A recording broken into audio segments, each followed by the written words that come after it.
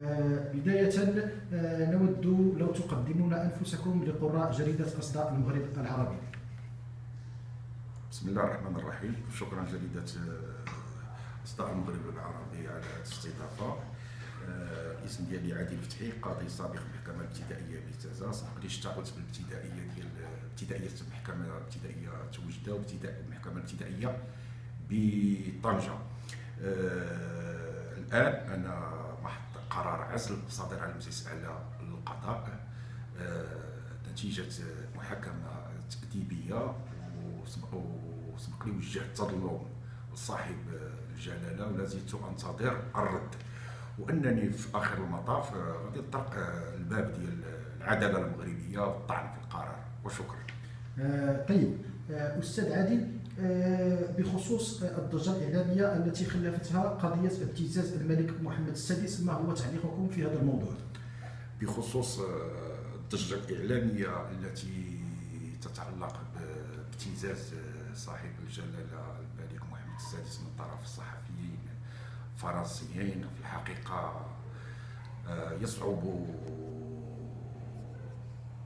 التمييز إن كانت هذه القضية تمس صاحب الجلالة أو تمس الإيريكيين لزيريك أو بلوريال.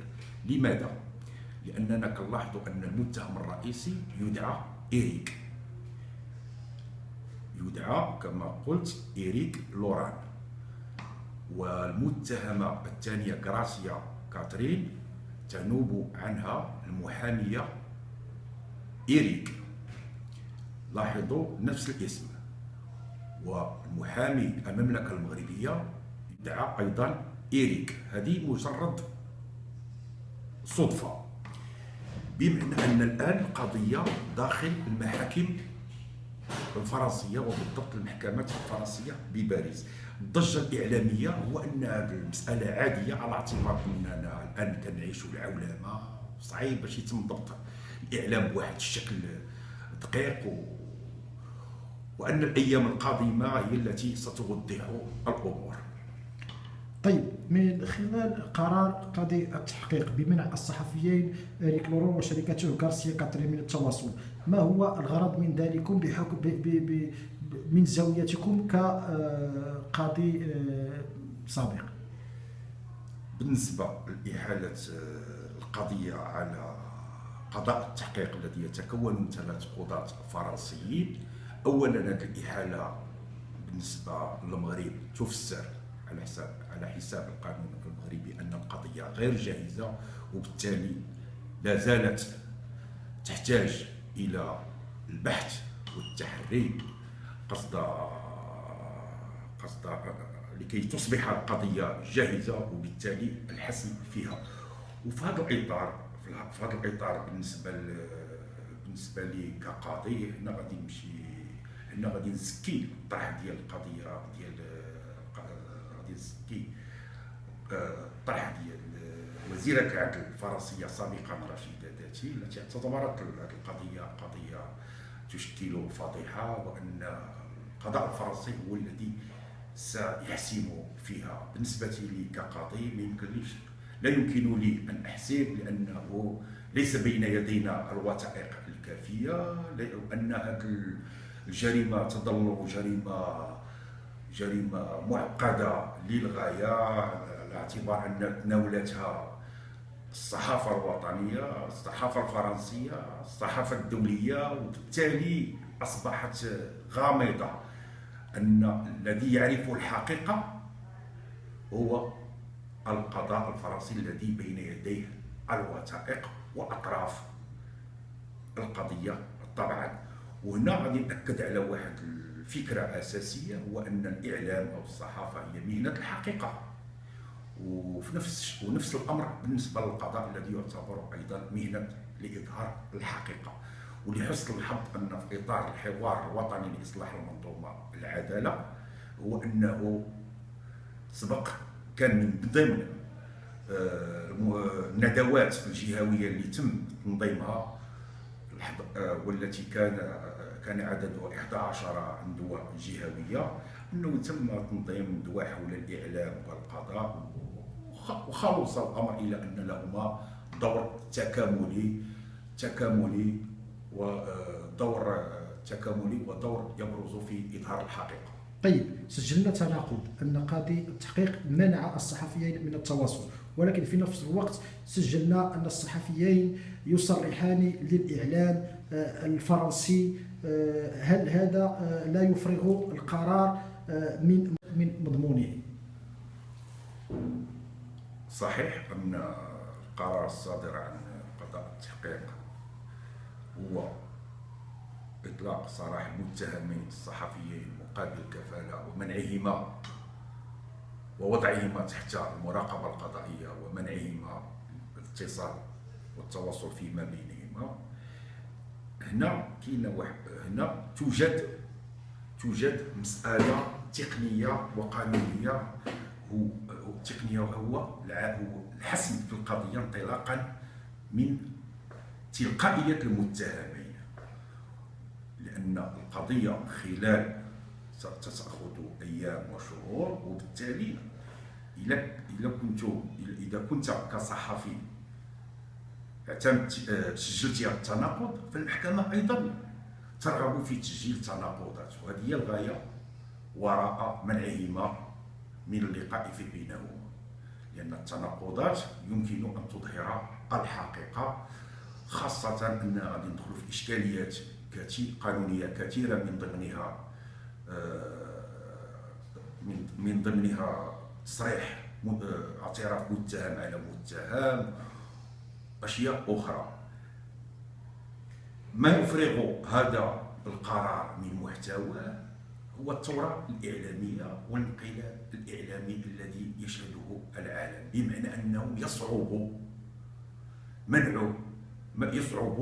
على أرض الواقع تطبيق الجزء الأخير من قرار السادة قضاة التحقيق.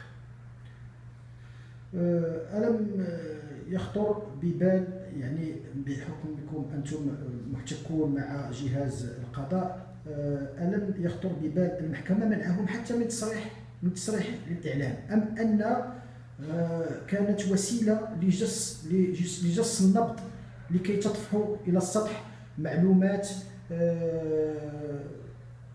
أخرى؟ بالنسبة لعدم الإدلاء بتصريحات لدى الإعلام في الحقيقة ستؤخذ بعين الاعتبار لدى قضاء التحقيق الذين يتوفرون على السلطة التقديرية لإحالة الملف على القضاء الحكم أم لا، وبدور القضاء الحكم إذا ما تم إحالتها، وأكيد إذا ما تم إحالة القضية عليه، يتوفر أيضا على السلطة التقديرية لأخذ بعين الاعتبار جميع التصريحات المدلى بها لدى الإعلام الوطني أو الدولي، وبالتالي لتكوين قناعتهم الصميمية لاتخاذ قرار سواء بالإدانة أو قرار قاضي البراءة. طيب، من خلال تصريحات الصحفيين المتهمين، التصريحات الإعلامية للصحفيين المتهمين لوسائل الإعلام، هل جريمة في نظركم ومن زاويتكم، هل جريمة الابتزاز أو محاولة الابتزاز ثابتة في حقهما؟ كما سبق القول، ملف بيد القضاء الفرنسي، وهو له الكلمة الأولى والأخيرة، وله سلطة وصلاحية الحسم في هذه القضية، وأن رغم إصدار حكم لا زالت هناك طرق الطعن، وبالتالي يصعب الحسم في هذه القضية من طرف أشخاص سواء متتبعين لهذه القضية، طالما أنهم لا يتوفرون على جميع المعلومات، ولا يتوفرون على المحاضر، ولا يتوفرون على المكالمات الهاتفية ومضمونها، ولا يتوفرون على الرسائل المتبادلة بين أطراف القضية، وبالتالي لحسن الحظ أن هذه القضية وقعت بفرنسا، على اعتبار أن فرنسا القانون الفرنسي يعاقب على جريمة الابتزاز وعلى المحاولة، وأن الفصل الذي يعاقب على جريمة الابتزاز واضح، خلاف القانون المغربي الذي يظل فيه الفصل 538 من القانون الجنائي غير واضح ولا يعاقب على محاولة الابتزاز. وبالتالي ولم يذكر صراحة المس بالاعتبار وبالكرامة وبالحرمة الضحية، وإنما حسب القانون المغربي فقط نستنتج المس بالكرامة والاعتبار والحرمة، على خلاف القانون الفرنسي الذي نص بشكل صريح على المس بمثل هذه بالحرمة والاعتبار لا كونسيديراسيون الى مورال الى دينيتي. في نظركم هل الحكومة الفرنسية في مفترق الطرق، وخصوصا أن هناك سلطة رابعة في اصطدام مع القضاء أمام المجتمع الدولي والمجتمع الدولي؟ هي في الحقيقة قضية ابتزاز ملك المغرب من طرف الصحفيين الفرنسيين أو يمكن أن تسمى قضية الإيريكيين لزيريكو بليريال، في الحقيقة تطرح مجموعة من الأسئلة على مستوى الوطني والدولي، وأن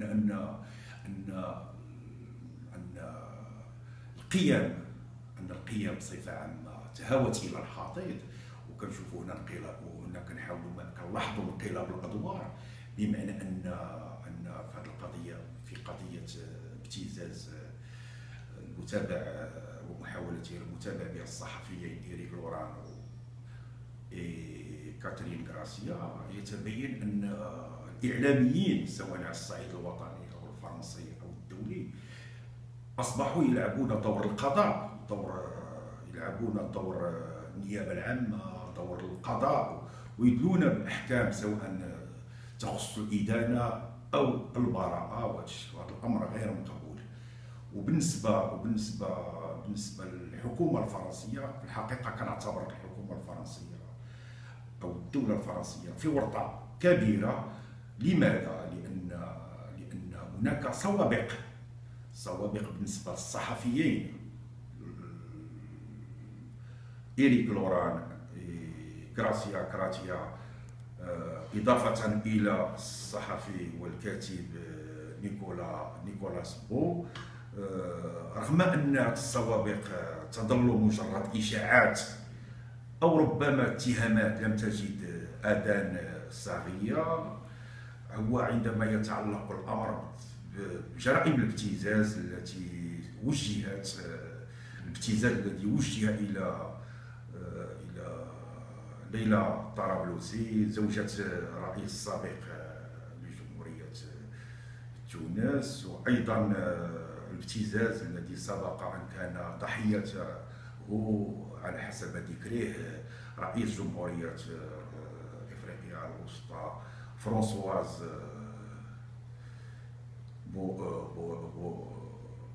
بوريس. وهنا أؤكد على أن لحد الآن هذه الاتهامات لم تلقى أذان صاغية، وظلت مجرد إشاعات، ولا نعرف إن كانت فعلا اتهامات أم إشاعات. ما أود أن أقوله هو أن هذه القضية